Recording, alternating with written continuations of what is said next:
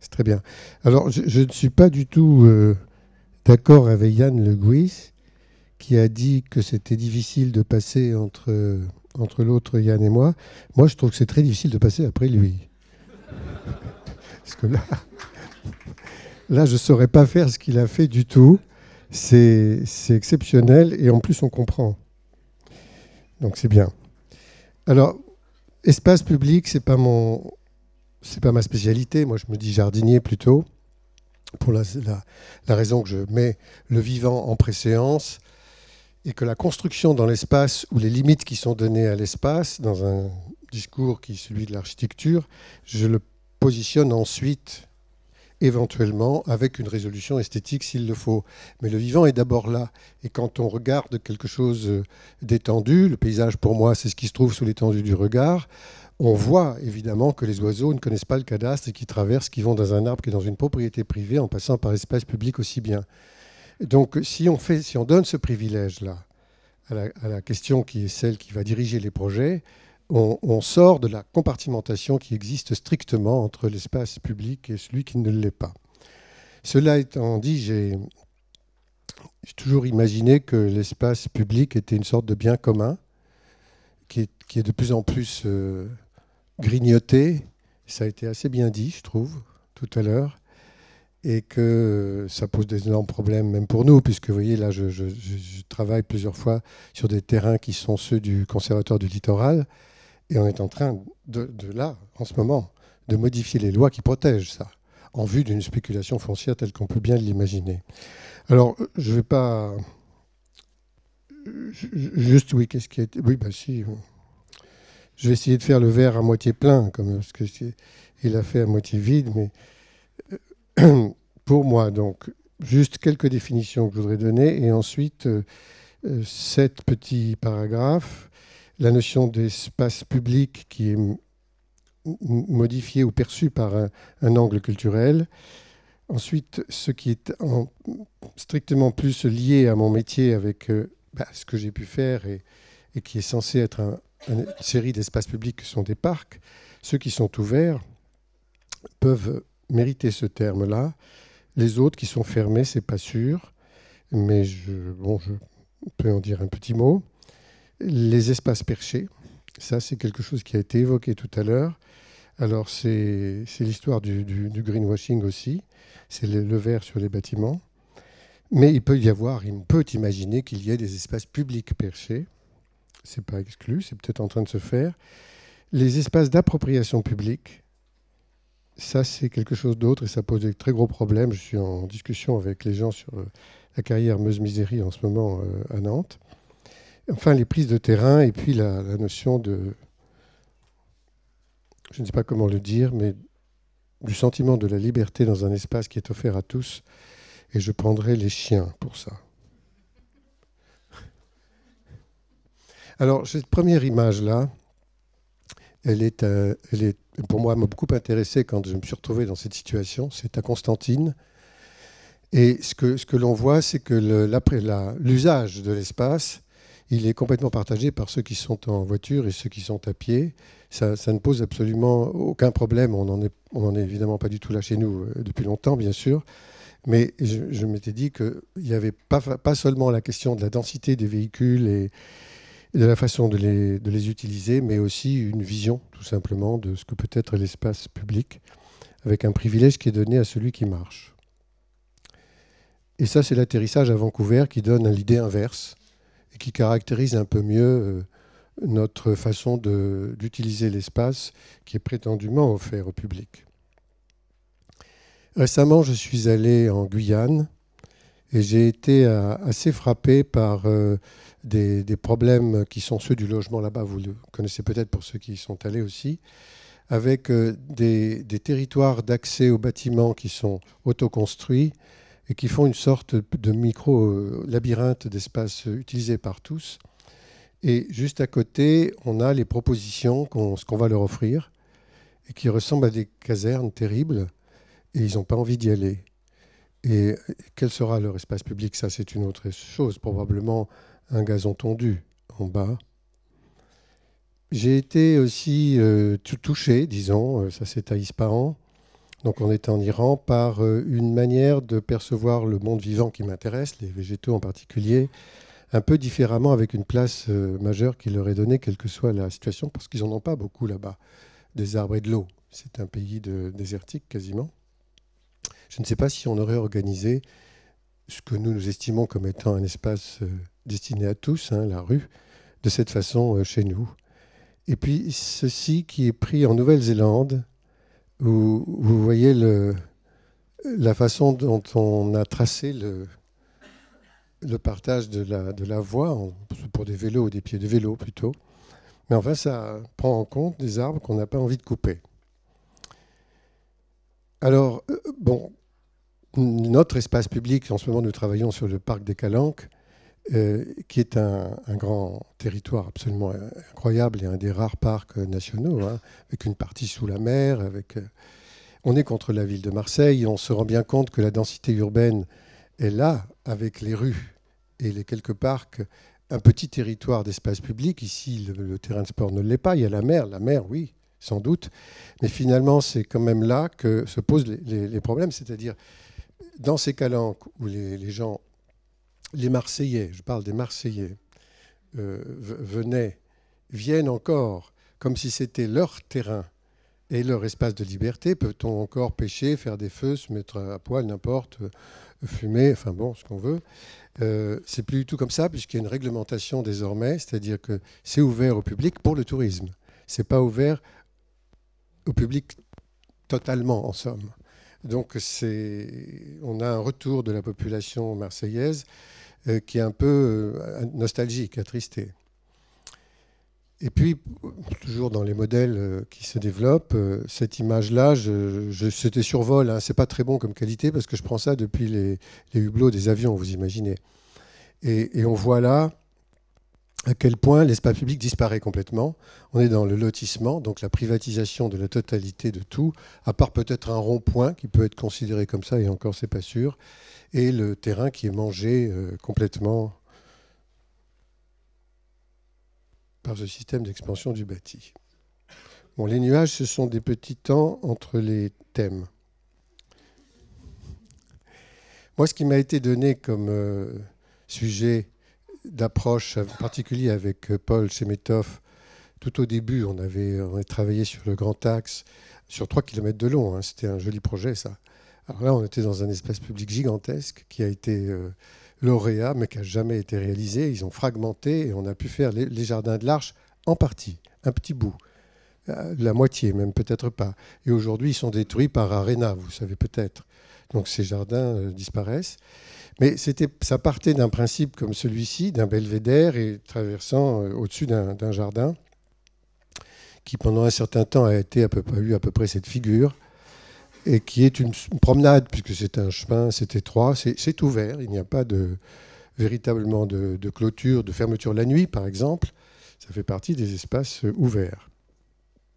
Et au bout, des terrains qui aujourd'hui sont, depuis d'ailleurs quelques années, récupérés par Roger Després avec la ferme du Bonheur, et avec des cultures, avec de l'agriculture sur des sols pollués. Il est très surveillé, mais c'est quand même un usage de cet espace qui n'avait pas d'activité, qui n'était pas récupéré du tout, un usage extrêmement intéressant. On est donc à 2,5 km de la Grande Arche. C'est le terrain, il y a déjà longtemps, tout au début de Roger Després avec son équipe. Je ne vous montre pas tous les détails. Donc, c'est un exemple, hélas, qui disparaît. Vous savez, la Grande Arche, ces jardins de l'Arche, c'est fini. Celui-ci, par contre, résiste assez bien. On est à Laeken, c'est à Bruxelles, entre une série d'immeubles qui sont habités par plus d'1 millier de personnes, qui vont faire leurs courses au supermarché en bas, mais qui ne pouvaient pas passer par là. Le projet réalisé est celui-ci, c'est un escalier qui est rayé, on peut dire, par des plantations en biais, qui obligent les gens à passer, à traverser dans un espace de nature. Et sa gestion est une gestion différenciée du type du jardin en mouvement. Au début, ça a été compliqué de le faire accepter, ce mode de gestion-là, parce que la ville de Bruxelles ne voulait pas s'en occuper. Ils disaient on ne sait pas le faire, et puis finalement, ils l'ont repris ça en main, après des expérimentations positives. Donc celui-ci est ouvert jour et nuit. Il n'y a pas de clôture. on est, pour moi, dans un vrai espace public, même s'il s'agit d'un escalier et d'un jardin. Un autre qui a ce caractère aussi, c'est une vieille photo, ça, qui montre les travaux de la gare du TGV à Lille, où le parc Matisse s'installera. C'est un espace qui est également ouvert, où là, j'ai pu garder le sommet de la colline que vous avez vu pour y faire un lieu de privilège à une végétation qui vient spontanément. C'est le tiers-paysage, c'est-à-dire ce qui est offert par la nature, dans une forme un peu bizarre, qui est celle d'une île qui existe aux antipodes de la ville de Lille, et qu'on a pu choisir en réfléchissant longtemps, parce qu'on a notre forme qui était carrée, était considérée comme trop militaire, évoquant Vauban, avec les fortifications qu'on ne voyait plus du tout. Tout a été détruit, mais il y avait une demi-lune qui ressemble tout sauf une demi-lune, mais qui est militaire, et donc on n'avait pas le droit. Finalement, ça a été pris comme ça, la réalisation étant celle-ci, avec des parois moulées, et le paysage de nature fabriqué au-dessus venant par lui-même. C'est-à-dire que c'est un jardin gratuit. Mais on n'avait pas prévu que les habitants d'une barre qui s'est faite juste à côté et qui, elle, n'était pas prévue non plus d'ailleurs, se plaindraient en disant c'est une friche. Ce qui fait que la ville a pris peur, a dit on va détruire, puis non, c'était trop coûteux. Alors bon, on va planter des arbres pour cacher. Donc on en est là aujourd'hui, c'est qu'on cache quelque chose qui est une fabrication offerte par la dynamique de nature, qui est un boisement maintenant. Et on fait des analyses régulièrement, avec une échelle, on est obligé d'y aller comme ça. Mais la ville de Lille a repris ça parce que ça a été beaucoup discuté et finalement ça existe encore. Et il y a une gestion là aussi correcte. Je ne dirais pas totalement, mais presque correcte. Et un petit exemple, là, récemment, aussi un espace offert alors, à tous, puisqu'on a des écoles tout autour et tous les enfants viennent. Là, c'était le jour de l'inauguration, il y avait des adultes. C'est pour la guerre, c'est le jardin de Péronne. Et ça marche très bien, la guerre. Ça s'appelle le 6e continent. C'est minuscule, hein, c'est le plus petit projet que j'ai fait.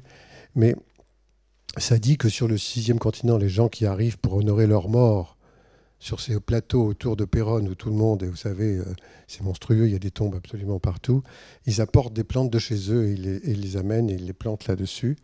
Et sur les autres îlots, on a des plantes de 5 continents qui viennent là pour vivre entre elles et non pas pour mourir. Donc ça, c'est espace ouvert. Espace clos, je vais très vite là-dessus parce que c'est trop connu et je ne veux pas traîner là-dessus. Mais enfin là, on n'est pas dans ce que moi je considère comme étant un espace public total.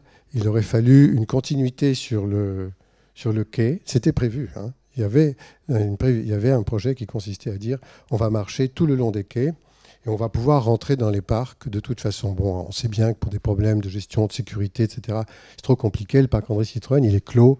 Il y a des portes, il y a des surveillances partout, évidemment.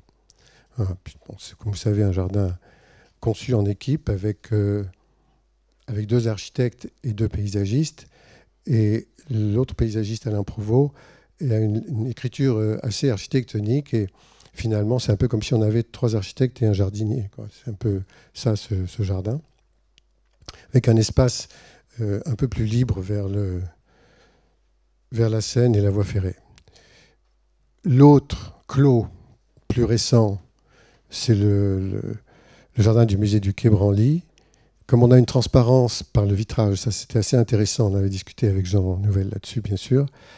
On a une autre impression, on est protégé du bruit aussi, donc il y a quelque chose d'un peu particulier. Et si je le montre, c'est parce que, bien qu'il soit clos, il a l'air d'un jardin dédié au musée, il a l'air aussi d'un espace offert au public, dans le sens où il y a des gens qui ne viennent que pour le jardin. Ce que au début, je ne savais pas.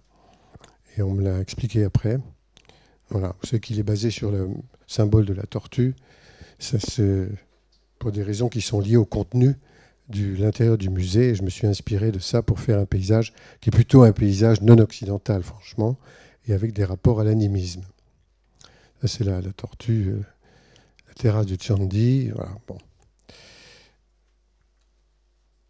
Les perchés, vous en avez pas, j'appelle ça comme ça, parce que peut-être que ça pourrait être considéré comme un... Là, on est au Japon, comme un espace public, si ça, c'est une promenade à travers un jardin. Est-ce qu'on a déjà proposé ça? Pour l'instant, je ne le crois pas.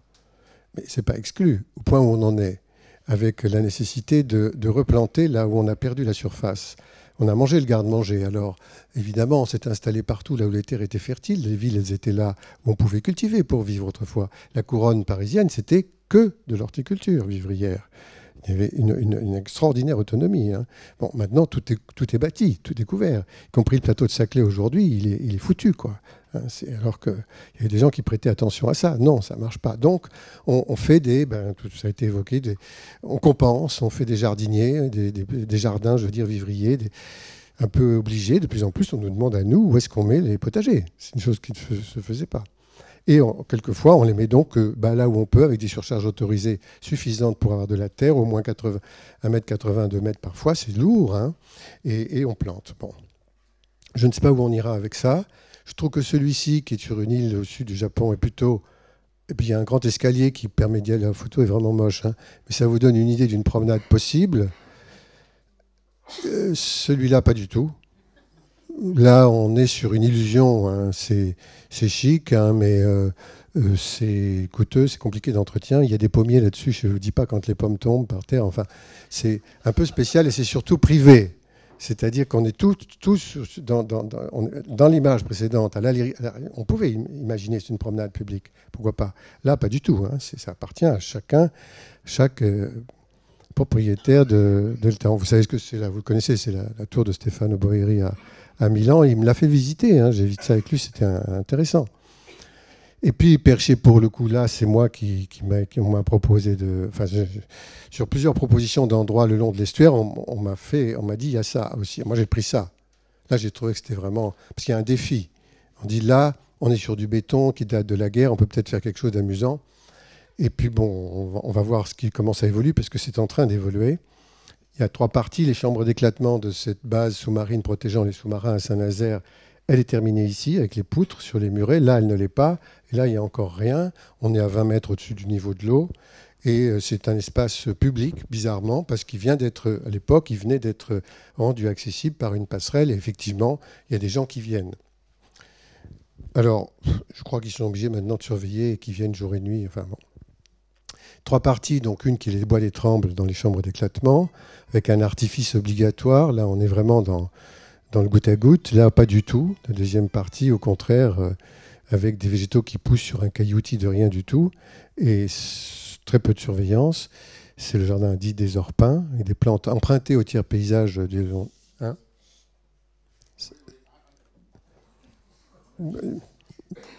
ça marche.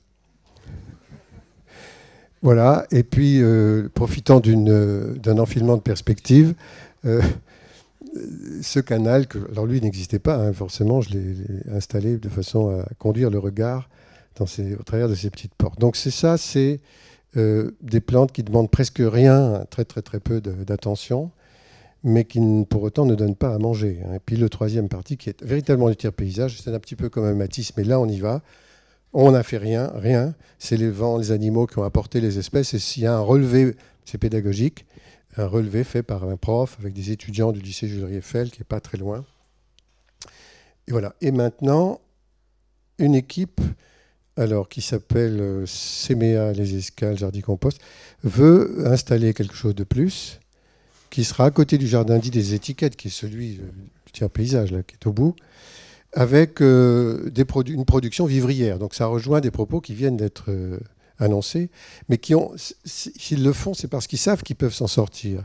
Sinon, ils n'auraient pas imaginé faire ça. Et le maire de Saint-Nazaire semble d'accord pour qu'il y ait, une sorte de production comme celle-ci, qui n'est pas vraiment une serre, mais qui donnera des légumes, c'est sûr.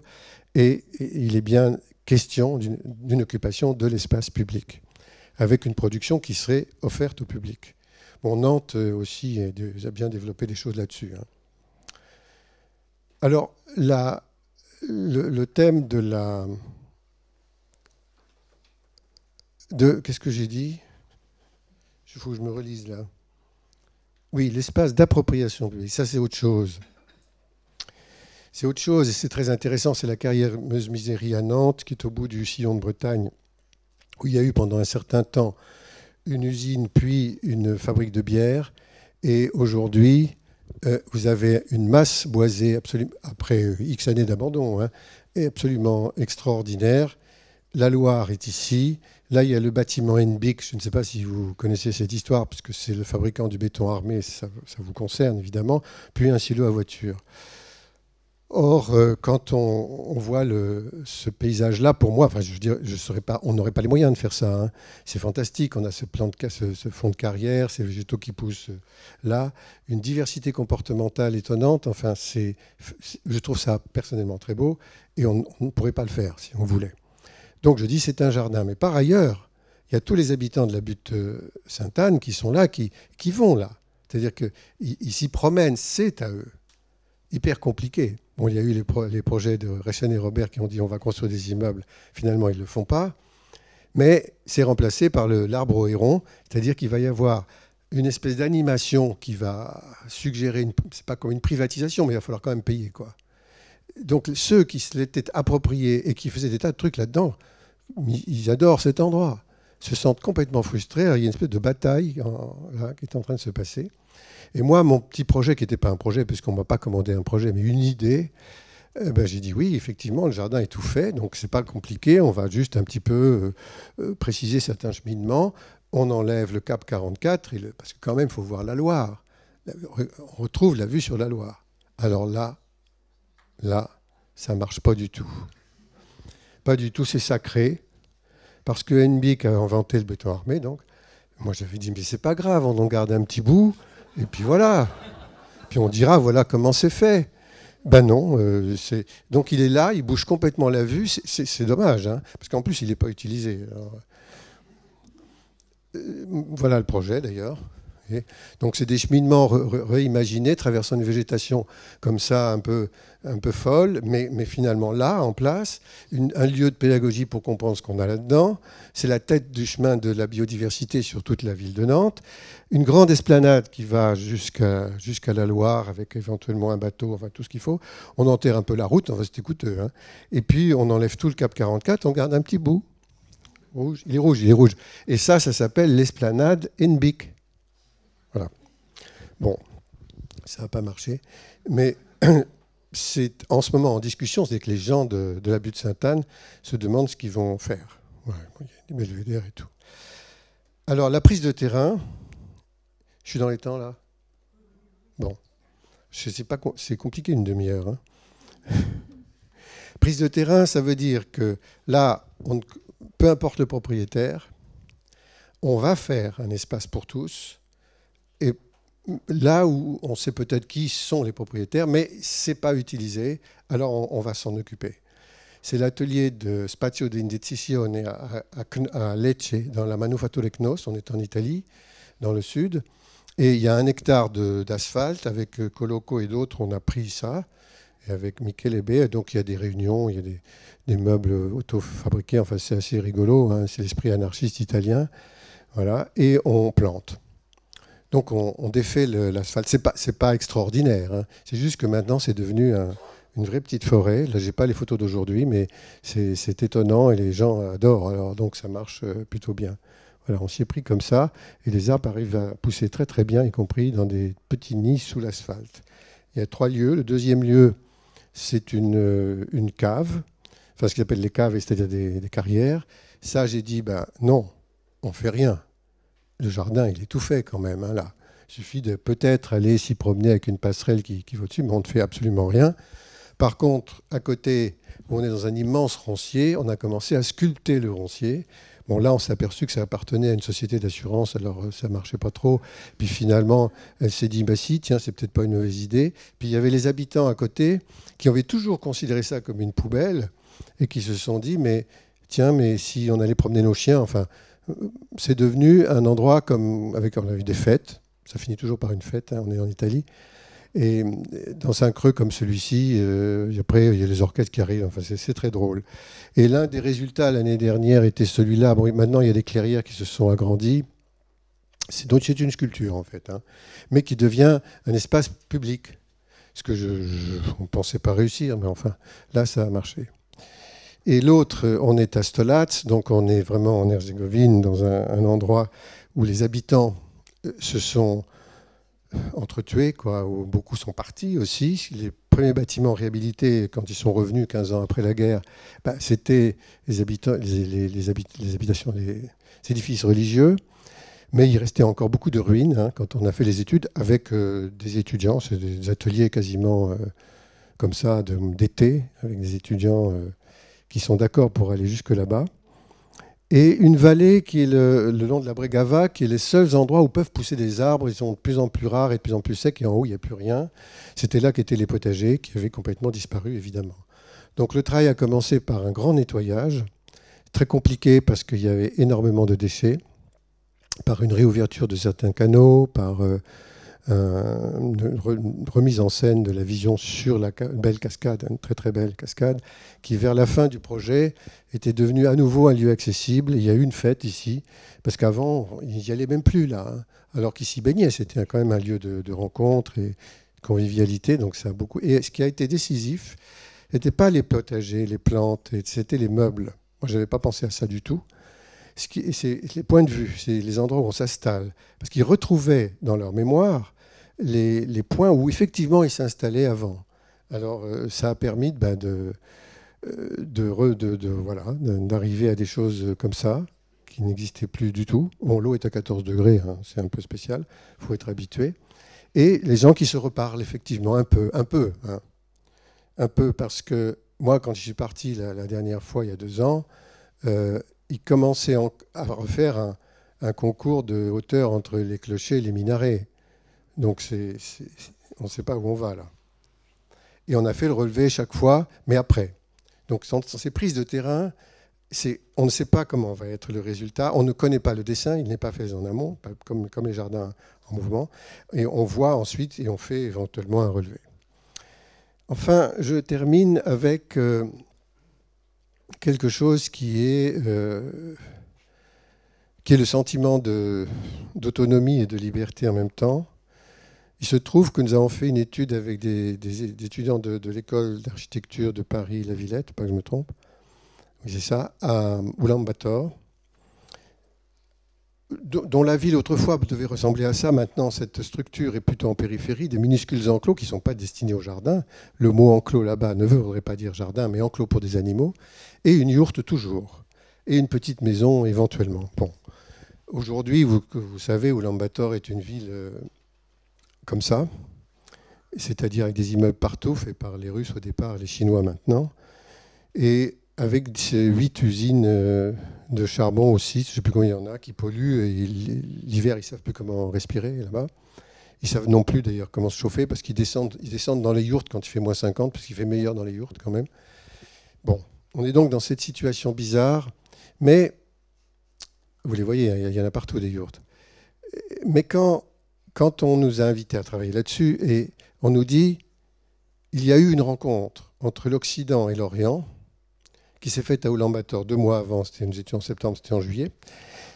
Alors il a fallu faire la ville propre.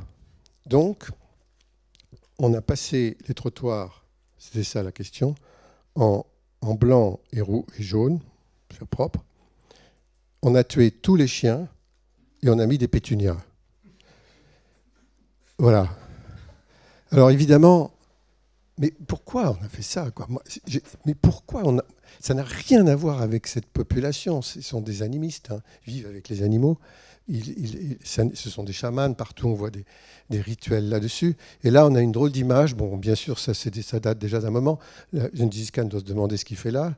Et les pétunias, ça ne veut rien dire là-bas, mais rien à aucun niveau, quoi.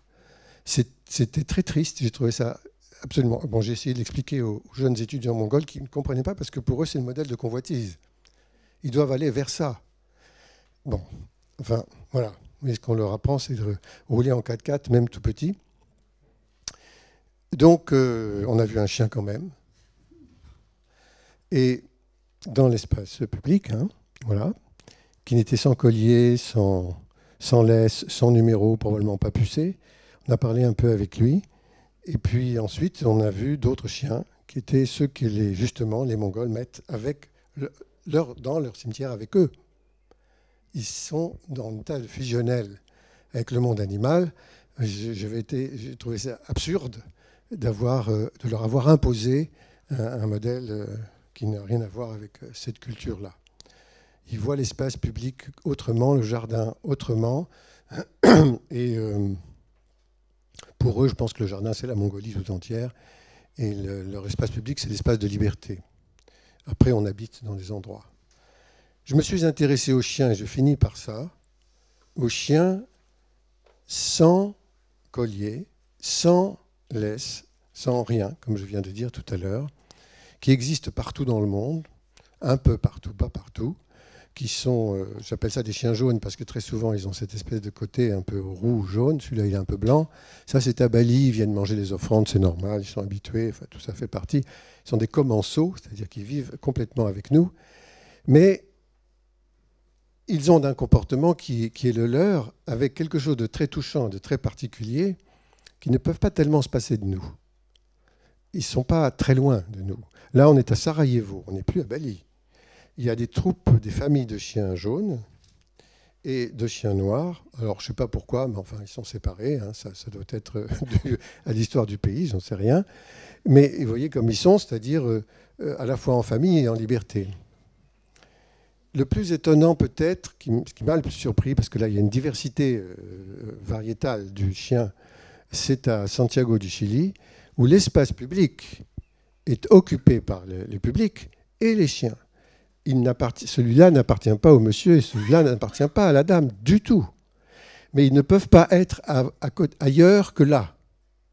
Et je suis allé dans les jardins de Santiago du Chili. Valparaiso, c'est pareil. Il n'y a pas de chiens. Parce que dans les jardins, il n'y a pas grand monde. Ils sont là où il y a du monde. C'est très intéressant. Mais c'est surtout là, celui-là, il dort un peu. Voilà, celui-là, il s'est mis devant deux co. Je ne sais pas pourquoi. On est à Santiago, hein. Et lui, il joue avec le motard flic, là, derrière, qui va faire avancer de 50 mètres. Voilà, il va chercher l'autre et il rejoue. Enfin, j'ai jamais vu ça, on n'a pas ça chez nous, hein.